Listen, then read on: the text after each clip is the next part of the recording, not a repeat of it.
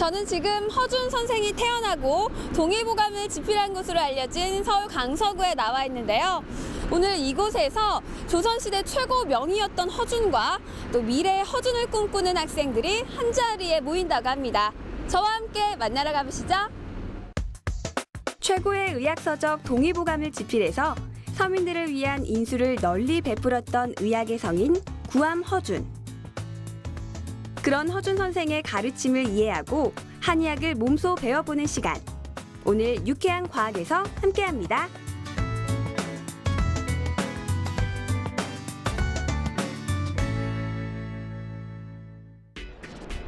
허준 선생의 고향인 서울 강서구에는 그를 기리는 박물관이 세워져 있는데요. 그의 위대한 업적과 유물을 볼 수 있어서 예비 허준을 꿈꾸는 학생들이라면 꼭 한 번쯤 들리는 명소라고 합니다. 그래서인지 제가 찾은 날에도 아침 일찍 많은 학생들이 와 있었는데요. 전시실 입구에 걸린 초상화 속 허준 선생이 인자한 미소로 학생들을 반겨주는 것 같습니다. 천한 신분으로 태어나서 왕의 곁을 지키는 어이가 되기까지. 허준 선생의 업적과 생애가 오롯이 담긴 전시를 보면서 드라마틱한 인생 성공 스토리를 듣다 보면 마치 TV 사극을 보는 것처럼 공감되고 그에게 친근한 느낌마저 들었는데요. 그때 당시 두창이 마마라고도 손님이라고 두창이라고 한데 획기적으로 나섰기 때문에 이 31살 때 이분은 내의원에 들어갔는데 승승장구 3번을 타요. 마지막 평생을 동의보감까지. 그렇게 보면 돼요. 대부분의 의관들이 중국 의서를 참고해서 병을 진단하고 치료하던 시절. 허준 홀로 조선의 실정에 맞는 의서를 편찬했다고 합니다. 그것이 바로 1610년에 완성된 동의보감. 병의 종류와 치료 방법을 크게 5가지로 구분해서 그 당시 획기적인 의학서적으로 평가받은 것은 물론 지금까지도 동약의학의 보배로 그 가치를 인정받고 있는데요. 동의보감이 널리 사랑받을 수밖에 없는 이유 중에 하나는요.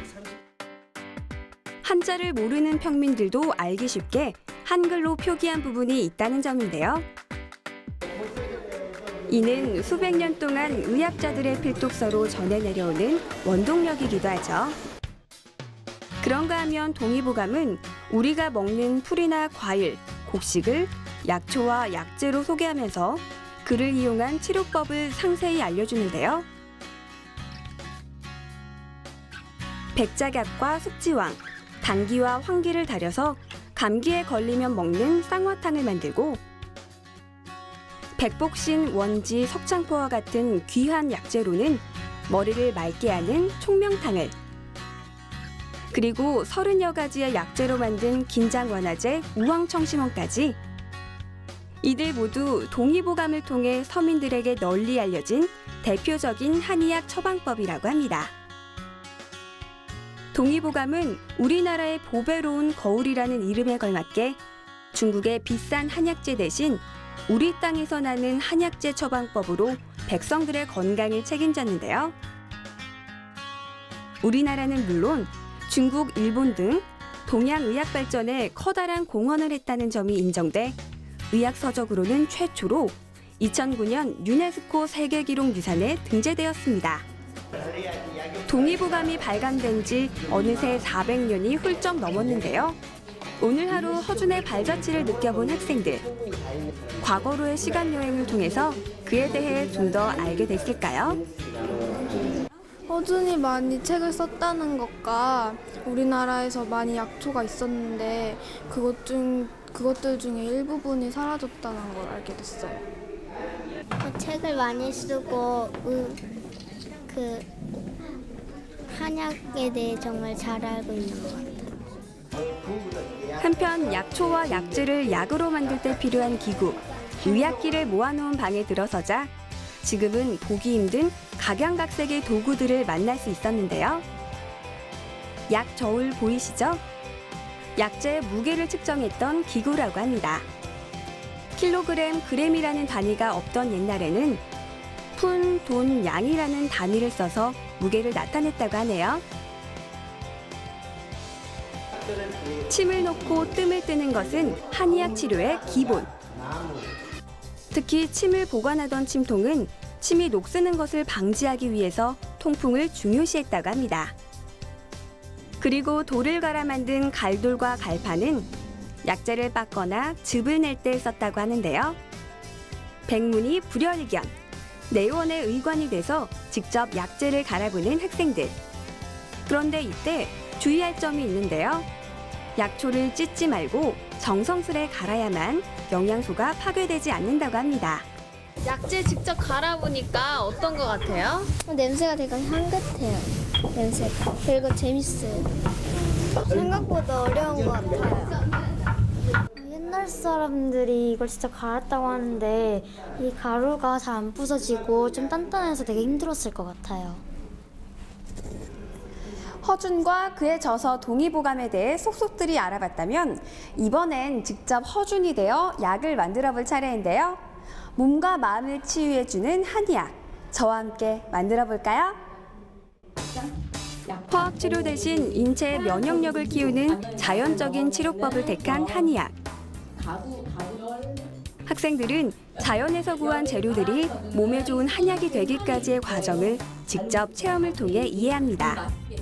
우리 이제 이런 것도 한번 만들어 볼 건데 한방떡 동의보감에 나오고 있고 우리 앞에 구선양도고에 구자가 들어가 있어, 그렇죠? 9, 9 이 9가지 재료가 들어가져 있다라는 의미고요. 세종대왕 때부터 왕실의 건강을 위해 즐겨 먹었던 궁중 영양식 구선왕도고. 9가지의 약재로 만든 가루 형태의 떡인데요. 그 가루로 음료나 죽을 만들어 먹었다고도 전해지고 있습니다. 동의보감에 따르면 구선왕도고는 정신을 보양하고 원기 회복을 돕는 효과가 있다고 하는데요. 그렇다면 현대판 구선왕도고 만드는 방법을 지금 공개합니다. 이 재료들만 있다면 집에서도 손쉽게 몸에 좋은 한방 과자를 만들 수 있는데요. 방법도 참 쉽습니다. 먼저 버터에 설탕을 넣고 녹이고요. 거기에 또 달걀 노른자를 넣고 풀어줍니다. 그 다음은요. 밀가루를 넣고 반죽한다. 구성왕도고 액자를 넣고 잘 섞는다. 원하는 모양을 만들어 오븐에 188도 15분 정도 굽는다. 구선왕도고는 원래 구선왕도고 약재 가루에 맵쌀을 섞어서 만든 떡이지만 오늘은 맵쌀 대신 밀가루를 넣어서 과자를 만들어 볼 건데요.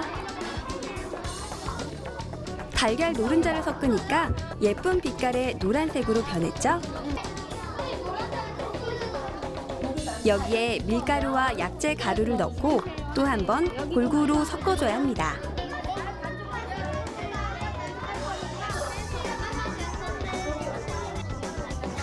반죽이 어느 정도 단단해지면 마지막으로 과자 모양을 만드는데요.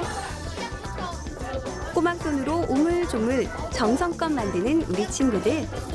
마치 꼬마 한의사를 보는 것 같았습니다. 자, 이렇게 모양을 다 만들었는데요. 이 상태로 오븐에 넣고 15분 정도 구워주면 완성이 된다고 합니다. 안녕하세요. 안녕하세요. 네. 구선왕도고가 모두 익을 동안 또 다른 한약, 총명환을 만들어 보기로 했습니다. 총명화는 원래 어디에 나오는 걸까요? 어디에 나올까? 조선시대. 무슨 책에 나올까? 동의보감, 맞아요. 자, 총명환이란 귀 밝을 총, 눈 밝으며 구술환. 귀가 밝아지고 눈이 맑아지고 그러면서 구슬처럼 생긴 약이에요. 백복신, 감초, 산삭, 석창포, 용안육, 원지. 이름부터 낯설은 6가지 약재를 빻은 가루에 꿀을 섞어서 구슬처럼 빚으면 총명환을 만들 수 있다고 하는데요. 한약재들의 이름도 배웠겠다. 이제 씹고 맛보는 시간. 나무처럼 생긴 감초는 아무 맛도 안 날 것 같지만요. 신기하게도 처음에는 단맛이 나다가 나중에는 씁쓸한 게 느껴졌습니다. 자, 지금 여기 머리가 좋아지는 한약 총명환 만들기. 방법은 정말 쉬운데요. 여러 가지 약재가 들어간 가루에 꿀을 섞어주면 끝. 그리고 콩알만큼 떼어서 동그랗게 빚으면 총명탕. 아니죠. 바로 총명환이 완성됩니다. 근데 약간 쓸 것 같기도 하고 달 것 같기도 해요. 하루에 3알씩 먹으면 효염이 있다고 하는데요. 역시 몸에 좋은 약이 쓴가 봅니다. 이거 만들어서 누구 줄 거예요? 엄마. 엄마한테 왜 드릴 거예요? 엄마 건강하라고요. 아버지. 왜 아버지한테 드릴 거예요? 일하시니까. 힘내라고. 부모님의 건강을 기원하는 어린 친구들. 효심 가득 하나알 하나알 정성을 담아서 총명환을 만드는 동안 오븐에 들어갔던 한방과자 구선 왕도구가 드디어 나왔습니다. 노릇노릇한 게 보자마자 군침이 나오더라고요. 냄새는 일반 쿠키랑 비슷한 것 같아요. 달달한 한방과자의 맛에 푹 빠진 친구들. 자꾸만 과자 봉지에 손이 가는데요. 몸에 좋은 약재로 만들어서 많이 먹어도 첨가물 걱정을 할 필요가 없겠죠? 일반 쿠키처럼 달콤하면서도요, 한약 맛이 느껴지거든요. 그래서 먹는 것만으로도 뭔가 건강해지는 그런 기분이 드는데요. 제가 만들어서 더 맛있어요. 요즘 아이들 약 먹기 싫어하는데 만약 이걸 과자로 만든다면 잘 먹을 것 같아요. 너무 맛있네요. 구선 왕도구라고 해서 이름이 좀 어려워서 낯설었는데 왠지 건강에도 좋을 것 같고 특히 저희 아이가 직접 만들어서 너무 맛있는 것 같아요. 의술은 단순한 기술이 아니라 어진 마음씨가 본바탕이 되어야 한다는 참된 인술을 실천한 의원 허준. 그가 후대에까지 존경받을 수 있었던 이유는 신분고화, 남녀노소를 막론하고 그들의 몸과 마음의 병까지 치료했던 진정한 명의였기 때문 아닐까요? 사람들을 많이 도와주고 착한 사람 같아요. 되게 훌륭하시고 존중해야 되는 사람 같아요. 허준 같은 한의사가 되고 싶어요. 동의보감이 탄생한 지 400주년이었던 지난해 한의학계에서는 동의보감의 전통적인 의학 지식과 현대 의학 기술을 통합해 집대성한 신동의보감을 집필하기 시작했는데요.